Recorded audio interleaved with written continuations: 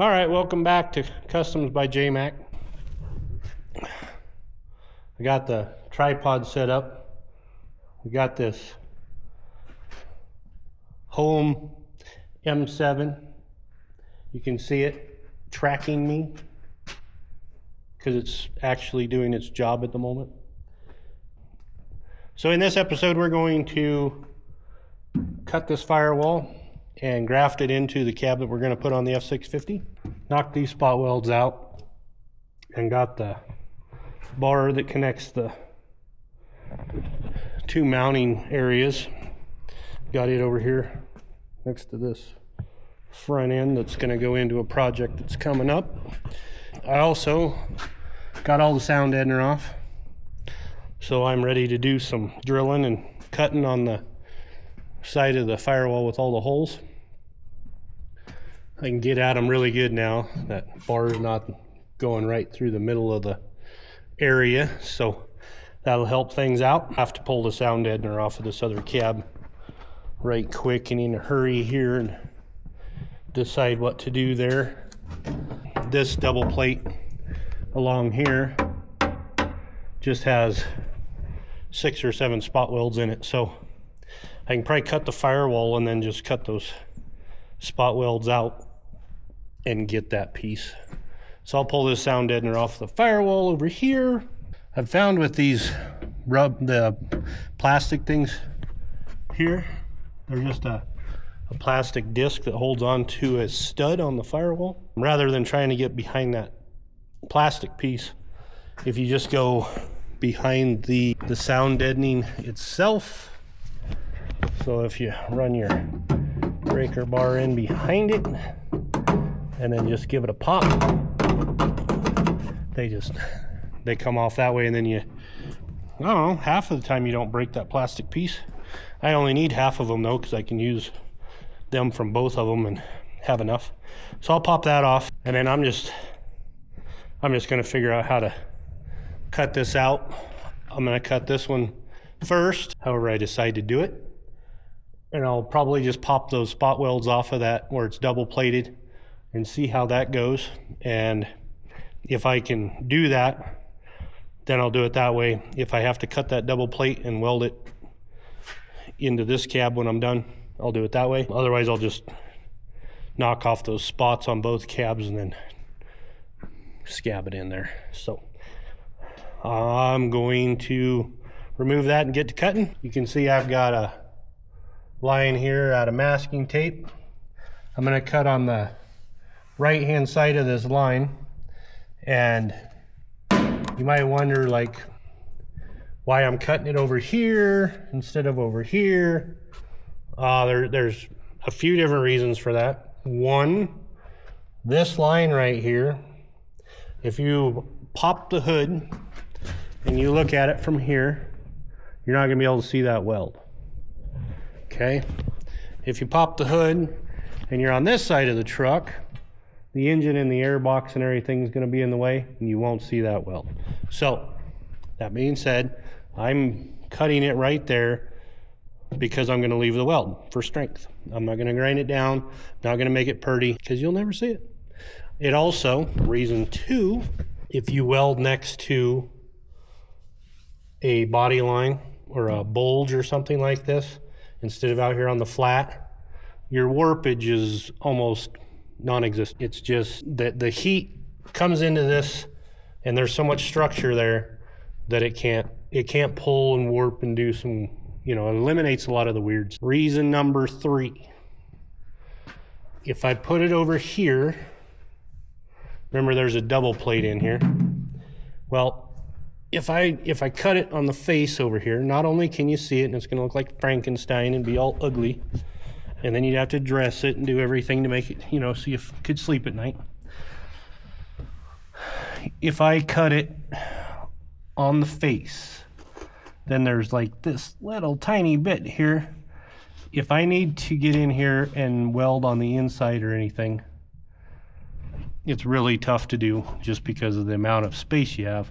But if I cut it on this over here, then there's all kinds of room to get my welding gun in there. If I want to, if I want to weld it on both sides, I can. So those are the 3 reasons why we're going to do it that way. I've decided I'm going to try and cut these spot welds off for the bottom. So I'll get to drilling some spot welds. Like I said, I got the camera over here. Look at this. No longer tracking me. See the red light? I think it might be the camo. Maybe it can't see me or something. I don't know. It does that a lot, where it just stares off into space and doesn't do its job. All right, back work.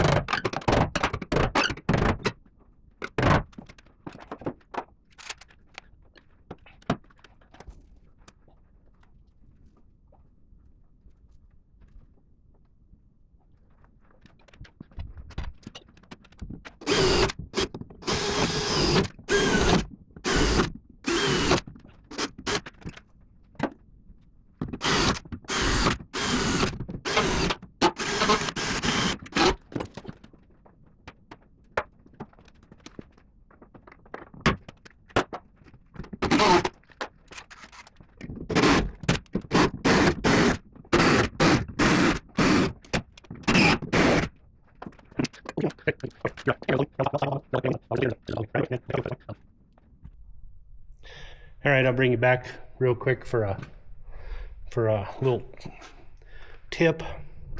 When you come upon your pinch weld like this, if you just take and rub the dirt off, see how those spot welds just pop right up where you can see them?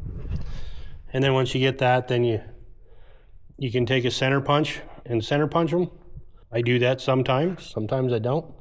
And then you just take a little drill bit and you drill the centers.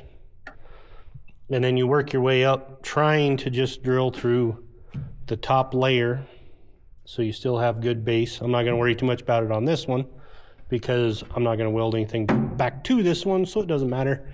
But on that next one, I'll try and be careful to leave the base metal so you have something to weld to when you go to put your panel back on. Just a little tip there. All right, I'm going to lower the cab to get those other spot welds. So I'm going to go ahead and do this when it's up here and easy to work on. Then I'll put the cab down.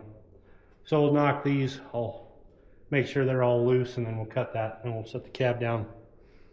Grab the spot welds on the inside.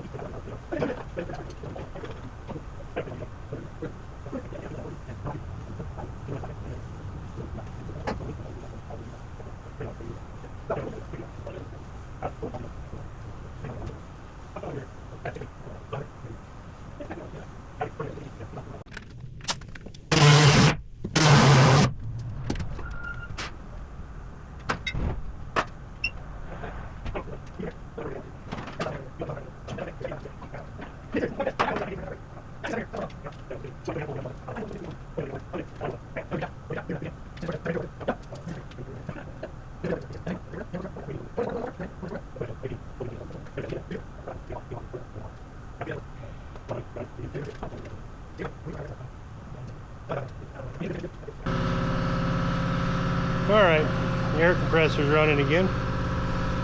So I got that all cut. I got all of the spot welds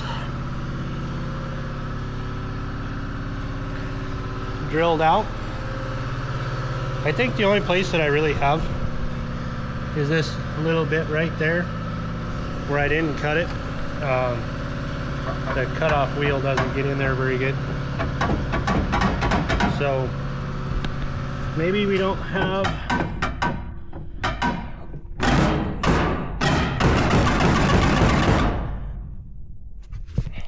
maybe I don't have the top spot welds quite out. This spot weld here just had a little whisker that was still holding on, but I think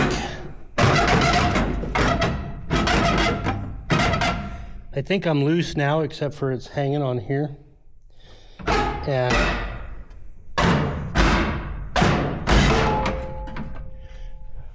there we go. So now this piece, it's heavier than I thought it was going to be. I'm going to tell you that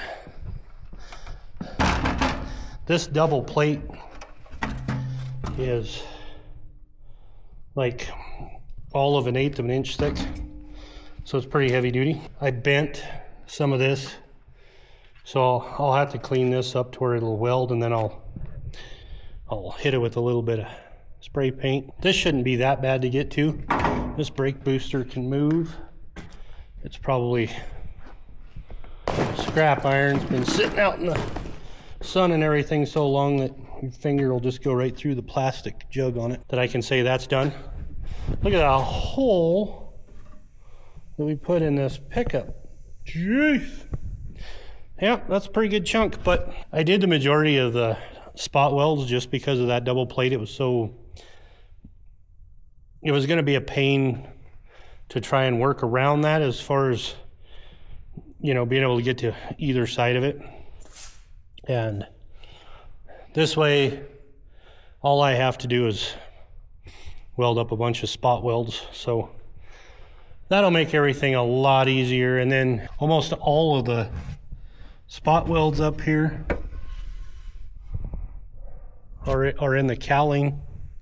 So I'll be able to get to both sides. As far as if I drill through on that other one, I'm going to try. This one I didn't care. I just blew through everything and put holes through both pieces. On this other one, I'm going to try and just drill through the first layer and leave that base to where I have something to weld to. If I do blow through it, I can get to both sides. I can get to both sides of that fairly easy. I can get to both sides of this, both sides of that.